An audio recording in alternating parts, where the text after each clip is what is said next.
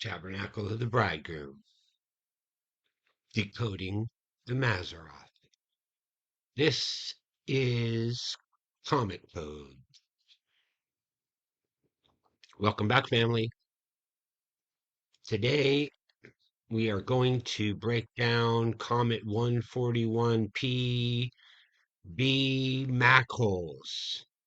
Snake eyes on the wedding chamber.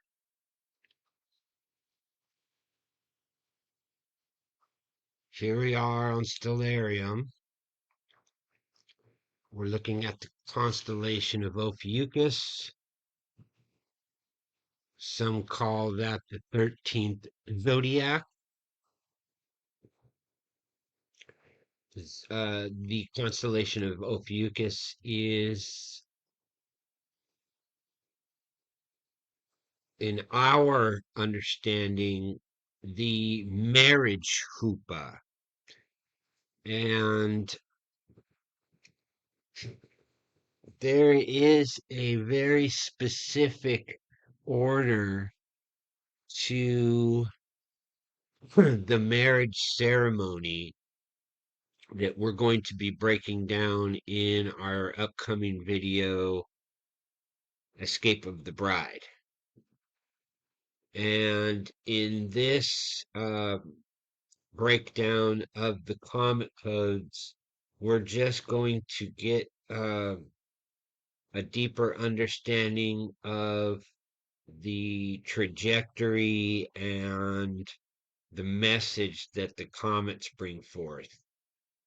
But we're going to get to a little bit of the language of the constellation because of the alignment that we see here on October the 12th. We have 141P-B Machholz now aligning with the Hupa or the marriage chamber. If you're new to the channel, we'll be doing some more detailed explanations of the constellation of Ophiuchus and how that fits into our story of the escape of the bride. So hold on to your hats. We'll be back probably within a day or two to release that. That's going to be a much longer video, and I'm just now recovering from boy, it feels like 2 weeks of being extremely sick, and I just have not been able to have enough uh, wind or focus, or even my vision was having problems. It really got me on this one. But just finally getting to the point where I'm not hacking the whole time. And I wanted to bring forth this before it went too many days past. This is the alignment of 141P-B Machholz with the Fupa of Ophiuchus. And if you look at the body of the constellation with the lines, let's go ahead and just change the timing here. We can see this a little better if we look at it from this perspective, and we look at Ophiuchus, and we look at the lines of the constellation, and it looks sort of like a house. And if you do your research on ancient Israelite wedding customs, they have what's called a huppah or a marriage chamber where the actual wedding exchange of the rings and the ceremony. It's really the ceremony for everybody else, because in the ancient wedding customs, there was actually three parts of a wedding, and not like we have in our modern world where there's more like two parts of the wedding. you have the engagement, and then you actually have the wedding ceremony. In the ancient times, it was a three-part, and I won't be going into that in this video, but I do have breakdowns of that in my old channel, Kaddish Culture, and then also I've done it a couple times on this channel. I'm not really sure which videos, um, but in order for you to truly grasp how the Mazzaroth works, you either have to go online and do all this research, or you can go back and slowly work your way through my videos because I try to disclose this information within each video. Well, what we're doing today is we're breaking down this comet and its alignment on the 12th, which was yesterday, and this comet brings forth some different language than its sister, which we are looking at here. You have 141P-F Machholz, and you have 141P-G Machholz. And these two are aligning the next day. One will be aligning with serpents, and the other will be aligning again with the other side of the hoopah here, at this Sabik star, just above it, I believe, as it's crossing over. And these three comets are moving in unison through the heavens. And so what we're doing today is we're taking a look at this one specific alignment that's happening on the 12th. And then again, today we have the other two making their alignments.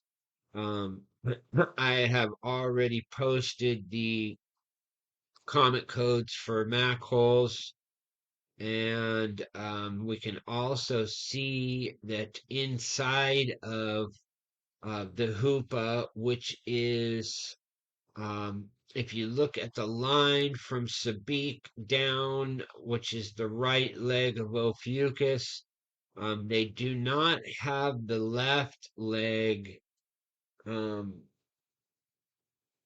depicted here in the stellarium artwork, but if you run from Zeta Ophiuchi down to uh, this star, uh, Psi Ophiuchi, this is the leg, the left leg of Ophiuchus.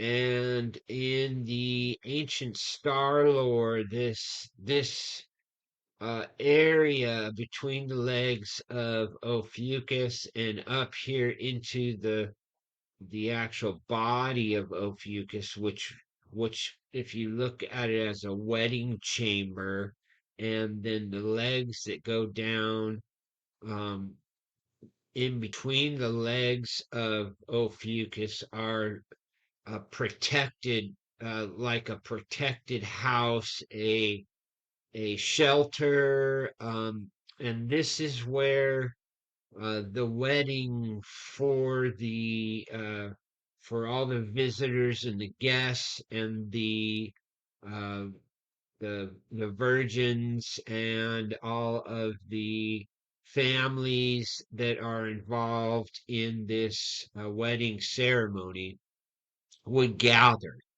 And this can be seen here when you look at Ophiuchus, the body, and then the legs coming down. All of these planets and the sun and the moon will come through this section of the heavens. And it's part of our storyline that begins here with Virgo and moves through Libra. And in the ancient um, depiction of Libra, there are multiple ways of looking at Libra, and one of those ways from the ancient understanding was as a sacred mound or a holy altar. And this could be um, looked at from the perspective of the marriage as the very first part of a ancient wedding. If you're looking at these customs from an ancient perspective, which I believe this is the way everything is depicted, because it aligns with that in the heavens, and it does not align with our modern understanding of a wedding. But if you look at the ancient wedding custom, which, you know, from the time of Christ, it matches perfectly. And so in the first part of a ancient wedding, you have this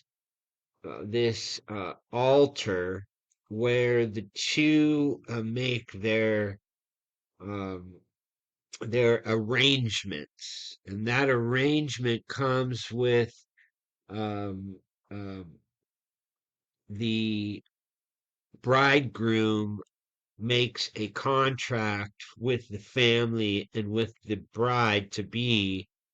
Uh, it's, uh, it's sort of a way of compensating the family of the bride, because in the ancient world, each person that was part of a family was needed and played a very important role in the success of each family. And to have a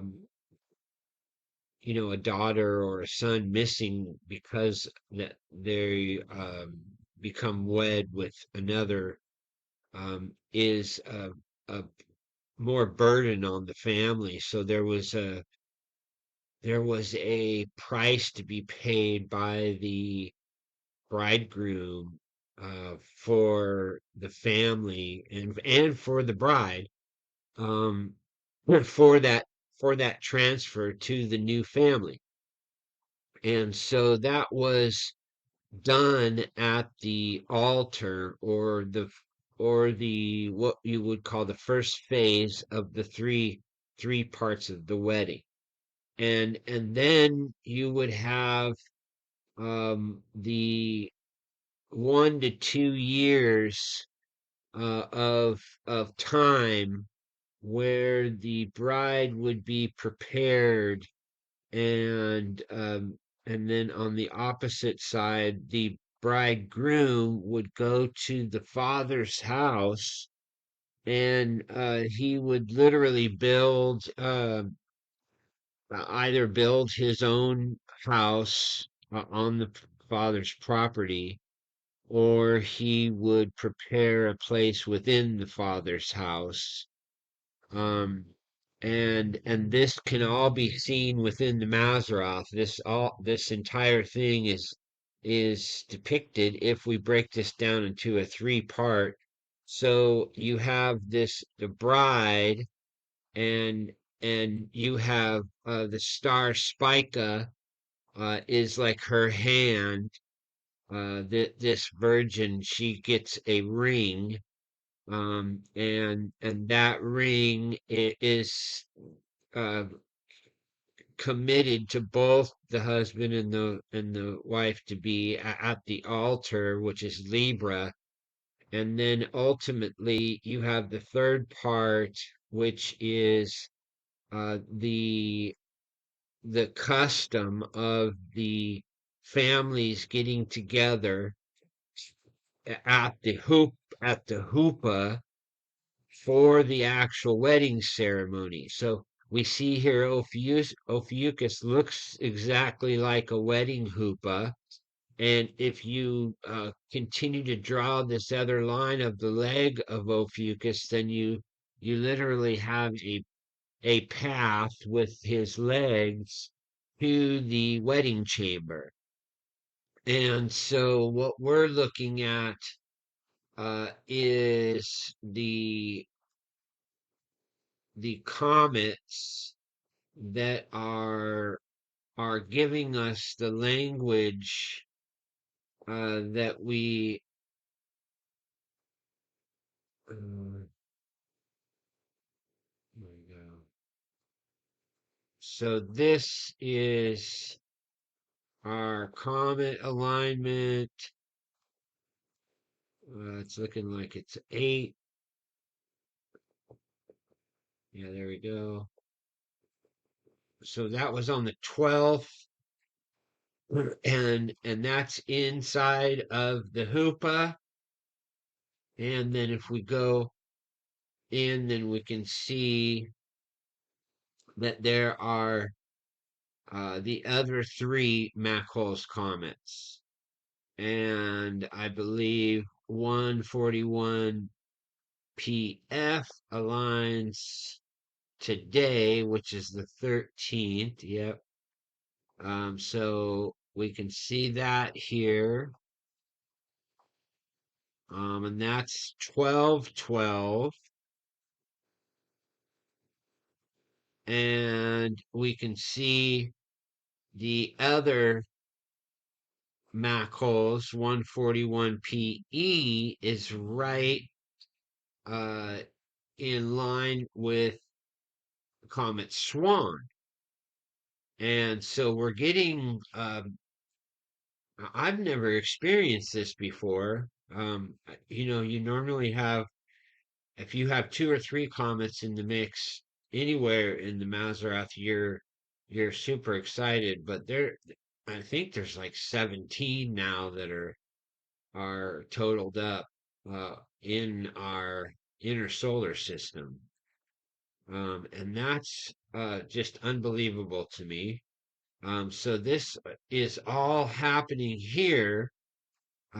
You have 4 comets. Actually, there's 5 comets. You have 5 comets in the constellation of Ophiuchus at this time. And that's just unheard of. We also have asteroid Vesta that would be inside of the Koopa, the marriage chamber. And if we go to asteroid Esther, then we see asteroid Esther is also in the Koopa, or the wedding chamber. And this, again, from Zeta Ophiuchi to the Crab's Claw star, is the leg of Ophiuchus. This would be the left leg. And then the Sabik line would be the right leg of Ophiuchus. And we can see that if we scroll back, and we see Esther and Vesta are in the marriage chamber. And we have all of the rest of the participants of the wedding, which are the inner circle planets. They are all in either the constellation of Virgo or transitioning into Libra, again, which is the sacred altar, and we could incorporate that into our wedding story as the marriage altar, which is the first part of the ceremony that the bride and the bridegroom go through, which is a 3-part uh, system, and they don't actually enter. What the very, very final part is them transitioning from the pupa into the father's house. And we'll be showing you that breakdown in the upcoming video, Escape of the Bride. But we can see here we have Esther, which is our story, because we are. If you've been following this channel, then you know that we're following the Hanukkah story, and I believe that that is the story of the bride, and that that is being depicted to us. And if you have read the book of Esther and you've done your research with the codes, and you understand how important it is in the book of John with the words of Christ and everything that he did during the timing of Hanukkah, then you'll realize that there's a very, very important storyline going on here with this alignment. I mean, you can just, if you were to cut out all the rest of the comments and just look at Esther and Vesta, now Vesta equals the virgins. And this has always been in play in almost all of my work that I've been doing, looking for the signs for the bride.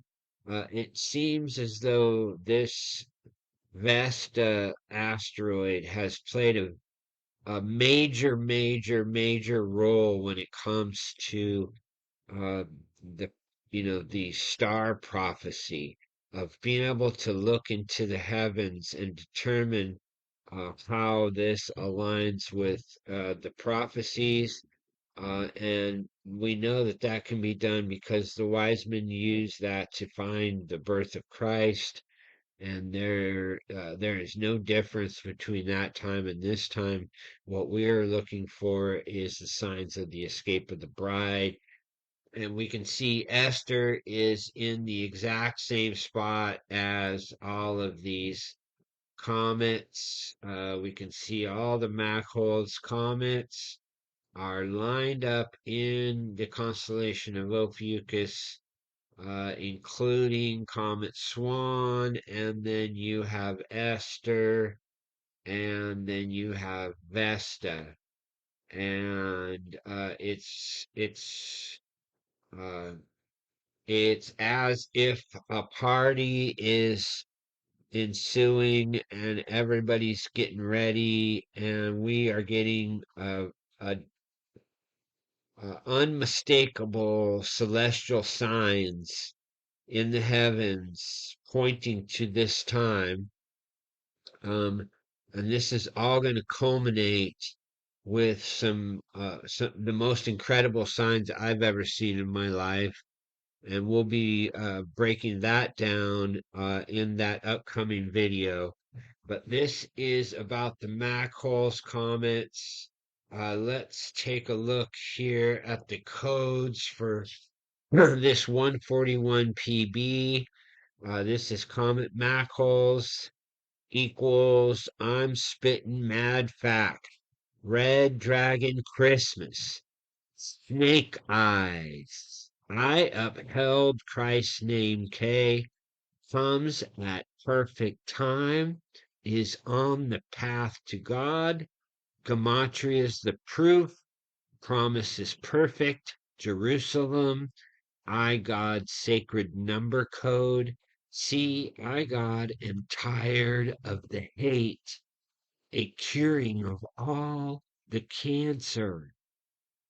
I'm brought back from dead.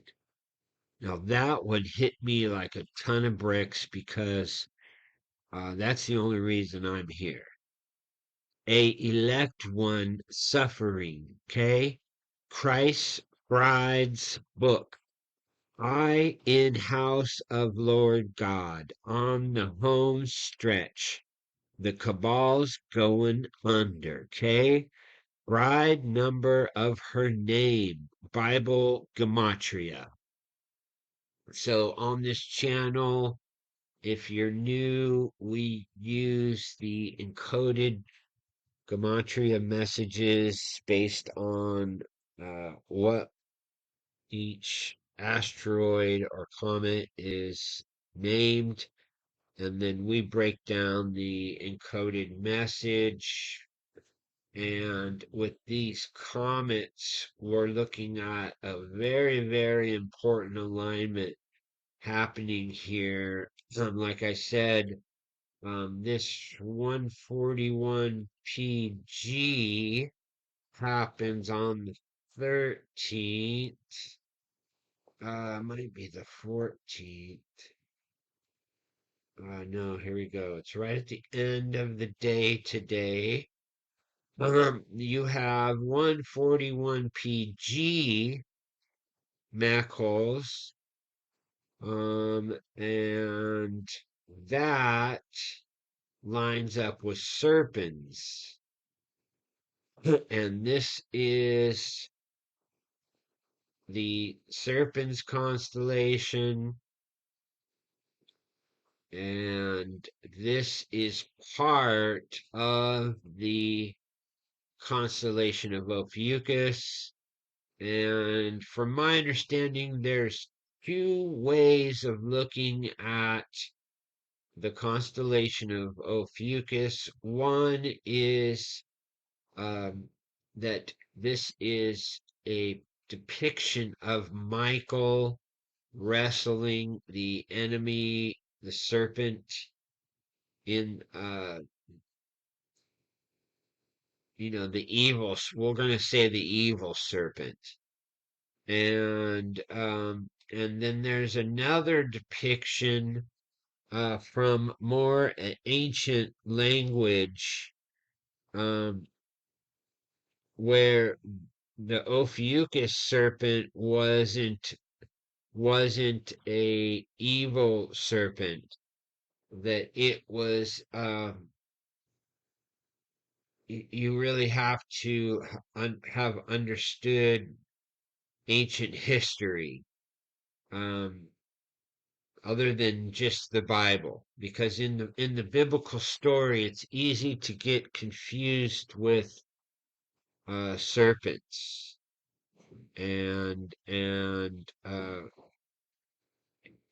typically the Christian world makes all serpents evil.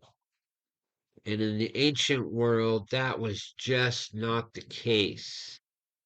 Um, it, in most cases, in the ancient world, it was the opposite, and that the serpent wasn't evil or good or evil. It was a sign of wisdom, knowledge, wisdom. Um, this is why even in Israel, this is very important to understand. They have uh, there's ancient archaeology that have been found with images of serpents.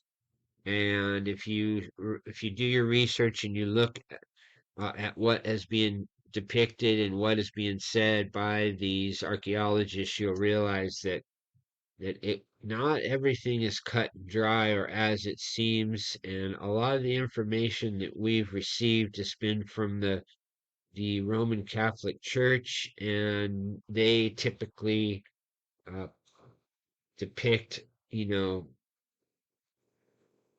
serpents as evil. But even in their artwork, there's serpents everywhere. So we have to understand that there's more than one depiction of this, because yes, it can be looked at as Michael um, wrestling the serpent. I've heard of this um, even being depicted as the Battle of the Anunnaki, because you have Enlil and Enki, and Enki was always depicted as the snake, and you have Enlil was depicted as the eagle, and that we have Aquila right there. So there's ancient star lore that has that understanding. And because of all of the ancient uh, mythology that I've studied, I've been able to hear all of the different sides, and I'm able to see how these stories cross generations, and they also cross borders and cultures. And it seems as though all of these cultures have uh, similarities in very specific things that they're depicting. And so what I've done is I've gone with the things that I know that are similar in nature, and it seems to me that Ophiuchus can play a role in understanding it from multiple angles. The angle that we're looking at that's important to our work is that Ophiuchus is the marriage chamber. And so what we're looking at here is Virgo is the bride to be. She's basically standing on the altar. She's at the altar. And then you have the hupa or the wedding chamber where everyone will come for the wedding ceremony. And then you have the golden gate where they enter into the Father's house, which is the tabernacle in Sagittarius. And then, like I said, we'll be going into all of those details. But what we're doing now is we're looking at these comet Machholz, because they are making their alignments. We have Comet Swan also coming up. I didn't pull the codes because I was trying to focus on the Machholz, but you can see how these are all working together right now, and they're showing us the signs. This we can see this happening because Comet Swan is headed in the same direction as the Machholz comets. So if we take a look at this timing,